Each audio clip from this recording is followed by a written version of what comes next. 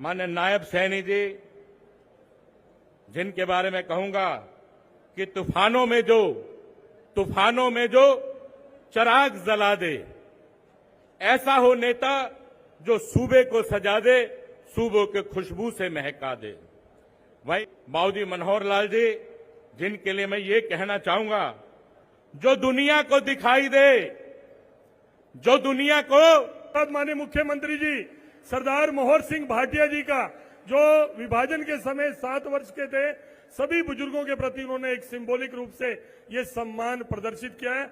अब मैं प्रार्थना करूंगा डॉक्टर कृष्ण मिड्डा जी से, वो शब्दों द्वारा स्वागत करेंगे। अब आप उसके बाद आप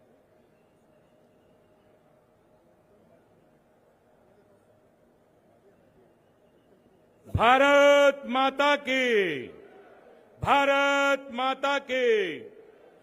सबसे पहले संत शिरोमणि स्वामी धर्मदेव जी महाराज, अरुणदास जी महाराज, और वहीं पर हमारे मुख्यमंत्री माननीय नायब सैनी जी, जिनके बारे में कहूंगा कि तूफानों में जो चिराग जला दे, ऐसा हो नेता जो सूबे को सजा दे, सूबों के खुशबू से महका दे।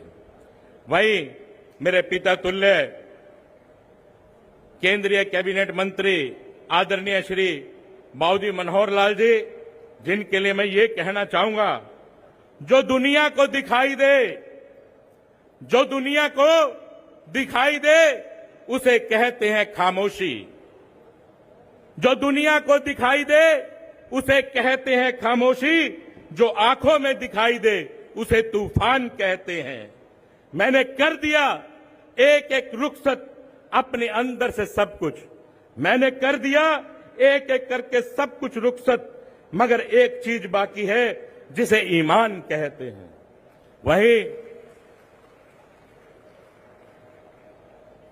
हमारे कैबिनेट मंत्री और इस इलाके के मंत्री केदावर नेता श्री कृष्णपाल गुर्जर जी, और हमारे अध्यक्ष महोदय माननीय बडोली साहब, कैबिनेट मंत्री श्री विपुल गोयल जी, कैबिनेट मंत्री श्री कृष्ण पवार जी, कैबिनेट मंत्री डॉक्टर अरविंद शर्मा जी, कैबिनेट मंत्री श्री श्याम सिंह राणा जी, श्रीमती श्रुति चौधरी जी, गौरव गौतम जी, और मंत्री राजेश नागर जी, पूर्व मंत्री मनीष ग्रोवर जी, और हमारे महामंत्री सुरेंद्र पूनिया जी, पूर्व मंत्री और पंचनद ट्रस्ट के प्रदेशाध्यक्ष सुभाष सुधा जी, बड़े भाई संजय भाटिया जी व जगदीश चोपड़ा जी।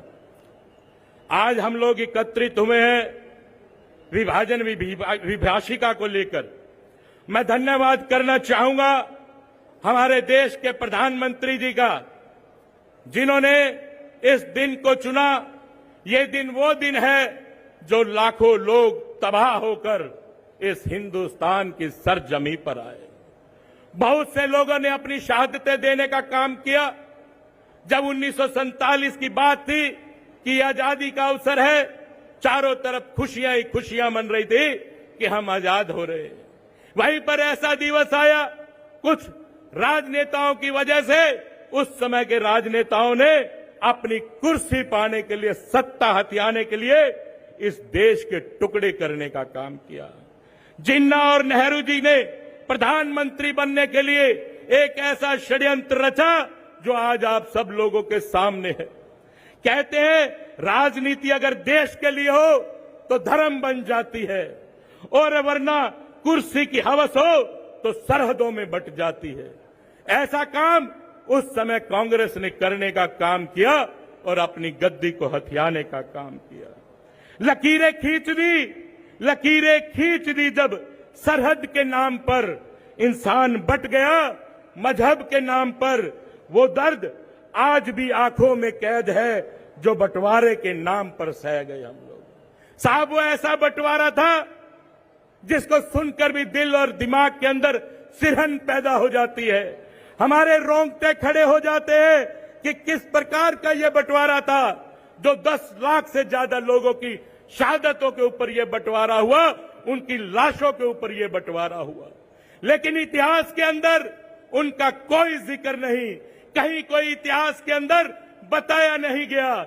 लेकिन धन्यवाद करना चाहूंगा हमारे देश के प्रधानमंत्री मोदी साहब का, जिन्होंने 2021 में लाल किले की प्राचीर से ऐलान किया कि उन 10 से 12 लाख लोगों ने जो शहादत दी, जिनका कहीं जिक्र नहीं आता, उनके नाम से ये दिवस मनाया जाएगा, उनकी याद में ये दिवस मनाया जाएगा। हिंदू धर्म के अनुसार आप अच्छी तरह जानते हैं कि श्राद्ध मनाए जाते हैं, तिलांजलि दी जाती है, पुष्पांजलि दी जाती है, श्रद्धांजलि दी जाती है। ये अवसर हमारे देश के प्रधानमंत्री जी ने हमें दिया कि हम अपने पूर्वजों को श्रद्धांजलि दे सके, तिरजांजलि दे सके। याद कीजिए जो बंटवारे के दौरान किस प्रकार से हमारे बड़े बुजुर्गों ने अपनी बहन और बेटियों को जहर देने का काम किया ताकि कोई उनकी अस्मत न लूट सके। साहब, जब ट्रेनों के द्वारा उनके लोग चले तो बहुत से लोगों को तलवारों और बर्छों से मौत के घाट उतार दिया गया। लुटपुट कर यहां पहुंचे, ट्रेनों की ट्रेनें कट-पिट कर यहां पर आई। यहां के कुछ हिंदू संगठनों ने भी बराबर में जवाब दिया, तब जाके वो हादसा रुका। साहब, उस हादसे में 10 से 12 लाख लोग बिल्कुल लाशें ही लाशें बिछ गई। मैं ये कहना चाहूंगा कि जिस प्रकार से वो लाशें बिछी, वो मंजर जो अपनों को अपनों के सामने ही मरते देखा होगा। भिवानी के एक व्यक्ति ने कहा कि हम लोगों ने, हमारे परिवार में 7 लाशें उठी। साहब, एक लाश परिवार में उठानी मुश्किल हो जाती है, किस प्रकार से अपनी आंखों के सामने ट्रेन में लोगों को मरते देखा होगा, किस प्रकार से ये किया होगा। ये सारा जुल्म अगर किसी ने किया तो कांग्रेस ने किया। कांग्रेस की याद आई तो जख्म पुराने निकले, कांग्रेस की याद आई तो जख्म पुराने निकले, दिल की मिट्टी से कुछ फसाने निकले। शहर में जो करता था सांप के कांटे का इलाज, उसी के तहखाने से सांपों के ठिकाने निकले। कांग्रेस ने इस प्रकार इस देश को बर्बाद कर दिया, खंड खंड कर दिया इस देश को। लेकिन वो लोग नहीं जानते कि इस देश में जहां पर नवरात्रों में अखंड ज्योत जलाई जाती है, जहां पर रामायण के अखंड पाठ होते हैं, उस देश को खंडित नहीं होने दिया जाएगा।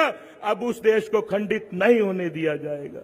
आज भी वो बुजुर्ग जो आप लोगों के बीच में बैठे जब बताते हैं कि किस प्रकार से हमारी बहन बेटियों को अपने हाथों से जहर दिया होगा, साहब, वो कल्पना कर देखिए कि अपने ही बच्चों को किस प्रकार से मारने का काम किया। मैं आपको यही कहना चाहता हूं कि समय की कमी है। दर्द कितना था, दर्द कितना है बता भी नहीं सकते, जख्म कितने हैं दिखा भी नहीं सकते। आंखों से समझ सको तो समझ लो, आंसू कितने गिरे बता भी नहीं सकते।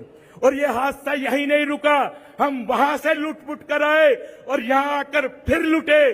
2016 में फिर हमको लूटा गया, फिर हमको लूटा गया।